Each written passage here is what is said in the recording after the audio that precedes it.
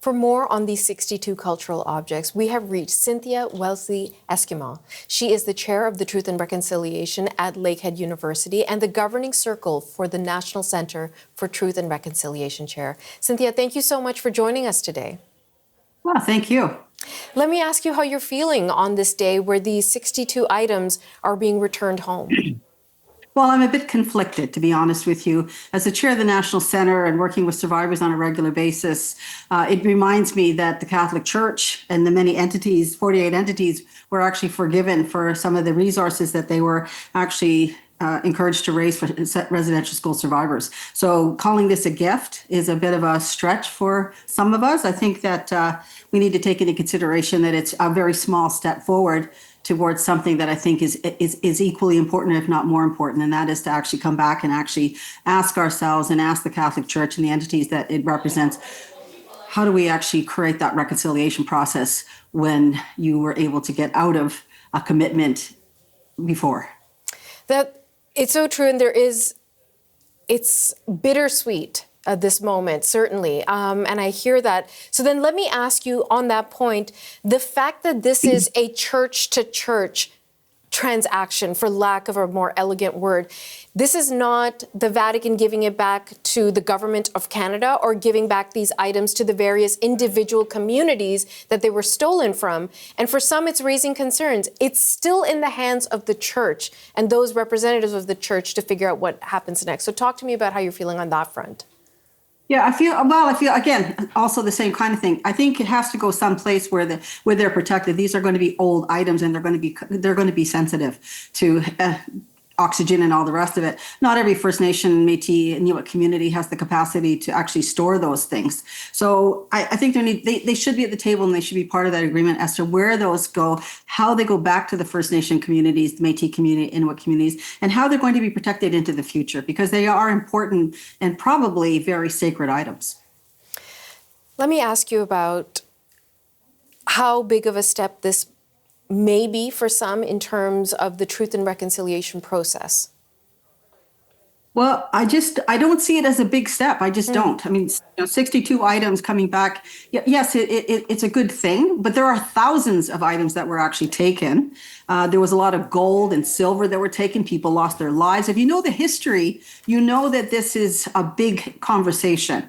And I think it's important that the people that receive these items, be celebrated. I think that that's an important thing. I'm not suggesting that we take that away from them, because having these items come back to these people is an important thing. But I don't want Canadians to lose sight of the fact that there is a larger conversation and unfinished business here that also has to be dealt with. And I think the church has an obligation and a responsibility to the survivors who are still with us to actually have that conversation not too far into the future. I really appreciate what you're saying, Cynthia, because I think this is a perspective that many are feeling, and perhaps not everyone is voicing because they don't want to on a day that some might be celebrating. So I appreciate your candidness in this moment. What would make today's event feel more complete or more meaningful? A declaration from the Catholic Church that this is just a beginning of a conversation that's going to happen into the future, that is going to be inclusive of Indigenous peoples across Canada, and it's going and more things are going to be coming right behind this. It's not going to be the only thing for another 10 years, that there'll be more coming, but more importantly, that they acknowledge the survivors and the intergenerational survivors of Indian residential schools.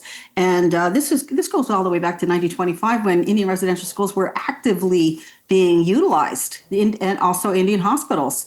So there are people that are still alive that remember that, and we're part of that experience. And I think that they'd like to hear a little bit more than the return of these objects. And also, I think a better word than gift, because it is a repatriation act. It is not necessarily a gift. They were taken and they are being returned. I'm just stunned in this moment, because what you're saying resonates so powerfully in that there is so much more work to be done. And I wonder for some if they would say, well, look, this is how we get there. This is how we get to the truth and reconciliation, one tiny, small, incremental development at a time. Maybe there won't be massive declarations, but slowly and subtly, this is how we get there. What do you think of that argument? Well, I would say that we had the Truth and Reconciliation Commission wrapped its work in 2015. It is now almost 2026. Yeah. We have to do bigger steps than that. I think that we need to do more. I think that we had 94 calls to action, many of which have not necessarily been addressed. The Catholic Church have still not put together their declaration or their covenant. We have not had that signed off, and we had been working on it. All of the churches, not just the Catholic Church, not just the Catholic entities. So there's a lot of things that are still sort of simmering that need to be addressed. And I think it's a step forward. It's a Pope saying, yes, I think we need to do something more. It's not ignoring the fact that they were very much a part of this conversation through the residential school period. And I think that that's important. But I would like to hold them to account for the rest of it. I know that the Harper government forgave them for the $25 million that they were supposed to raise for residential school survivors. They forgave them for that. But the people didn't necessarily forgive them for that, if you understand what I'm saying. Just because the government of Canada said, okay, you don't have to pay it, doesn't mean that that reparation hasn't still got hold a lot of significance for residential school survivors and their families who have been deeply, deeply affected by that history. And what you're saying highlights the complexity of the situation, because not only are we talking about the various First Nations communities, the various Inuit and Métis communities, but also the Government of Canada, the individual provinces and territories, and of course the Catholic Church, which is its whole own entity, and all of this trying to reach the same point. Now, you mentioned the Pope, and I do want to ask you about the Pope, both Pope Francis and Pope Leo. And this is something that I've been considering these past couple of days leading up to today, which is, could this move, was this move possible, even just the 62 items, because Pope Francis was from Argentina? And is Pope Leo supportive because he is a Pope from the United States? These are two popes of European descent, but from the Americas. These are not popes from Europe. And I wonder if that is a significant enough change in culture that has allowed us to have today's moment. Yes, I would say absolutely. In fact, I with the last Pope, I remember saying very clearly and unequivocally, the Pope coming here to visit with First Nation peoples across Canada, Indigenous peoples across Canada, would never have happened if it wasn't that Pope. So I absolutely agree with you that these two popes have made the difference, and they have a totally different attitude. They have a much more modern view of this, and they know what happened in the Americas, and they're very familiar with it. And I believe that they've actually made that commitment because of that, because they know the history, which a lot of other European popes did not.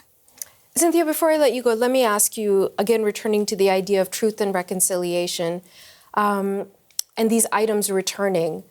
And of course, they are of massive cultural and historic significance for the various individual ethnic communities from which they came. But for those of us, whether it's mainstream European Canadians or those of us who are immigrants and people of color in this country who want to reconcile and want to be respectful and of peace, are these part of our shared history and our heritage? Or is this something that just needs to be acknowledged? It is distinctly Indigenous, and we need to be respectful of that. Yeah, I would say yes, it is distinctly Indigenous, and we do need to be respectful of that. In this country, residential schools happened, missing children, murdered women are happening. There are so many things. I mean, there's a long line of legacy effect in this country. So it is definitely something that is it's specifically Indigenous, but that does not preclude the fact that we also have to work together. We have to go back to the wampums, the dish with one spoon, the two-row wampum. The foundations of this country are Indigenous, and the Indigenous population always moved towards harmony. The first treaties in this country were peace and friendship. And that should tell you something about how we see the world around us and what our worldview is. And that is inclusive of everyone. I love it. Let's end it on that note. It's been a real pleasure and education speaking with you. Cynthia Wesley-Esquimaux, thank you so much for your time. Thank you.